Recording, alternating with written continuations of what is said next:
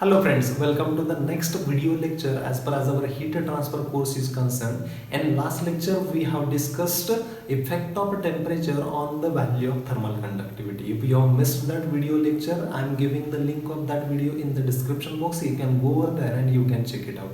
In today's video lecture we are going to study very interesting part, that is the conduction heat transfer, and in that conduction heat transfer why negative sign is added as far as Fourier's law of heat conduction is concerned.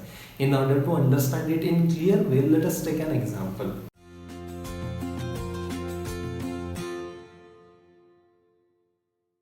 Let us assume we are having one rod. Okay, this rod is having two ends. This end is called as A and this end is called as end B. Okay, this A end is at temperature TA and this B end is at temperature TB. Now let us assume that with the help of gas burner, what we are going to do? We are going to supply some amount of heat to this end A. As a result of that, what will happen? This TA will be greater than TB, and as this TA is greater than TB, it will start flowing from this A end towards the B end, and that is most probably due to the conduction mode of heat transfer. Okay. Now, how we can calculate how much amount of heat is transferred from this A end towards the B end? For that, one law is there, and that law is called as Fourier's law of heat conduction. And what was the statement of that Fourier's law of heat conduction?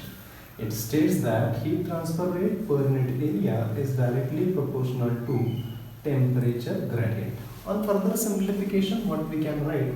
Q upon A is equal to K into dt upon dx, where this K is nothing but what? Constant of proportionality, which is called as thermal conductivity. Okay, what you can call it is called as a thermal conductivity. On further simplification, what I can write? Q is equal to minus K into A into dt upon dx. Now here, why we have used this negative sign? Okay, now if I have to plot this, let us consider this is nothing but the temperature plot. This end is having temperature TA and this end is having temperature TB. Okay, now as this TA is greater than TB, what will happen? Heat always flows from higher temperature towards lower temperature. Okay, and let us assume this thickness is nothing but what? L.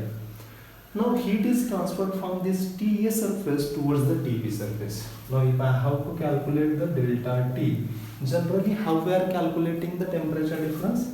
Here for TB we will call it as a T2 and for TA we will call it as a T1.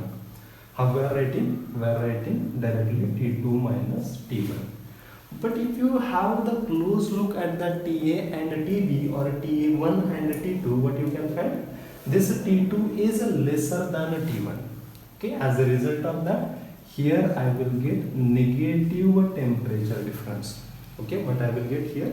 Negative temperature difference. Means what I can say? This value I will get as a negative. In order to nullify this effect, already we have added this negative sign. Means this negative sign and this negative sign, finally what it will become? Q is equal to K into dt upon dx.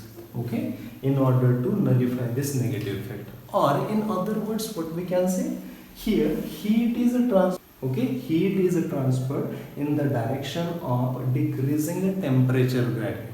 That's why we have added this negative sign.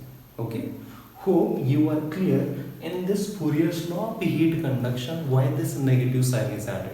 In the next lecture, what we are going to do? In the next lecture, we are going to study how we can make utilization of this Fourier's law of heat conduction in order to derive further equations, and we are going to reach up to general heat conduction equation.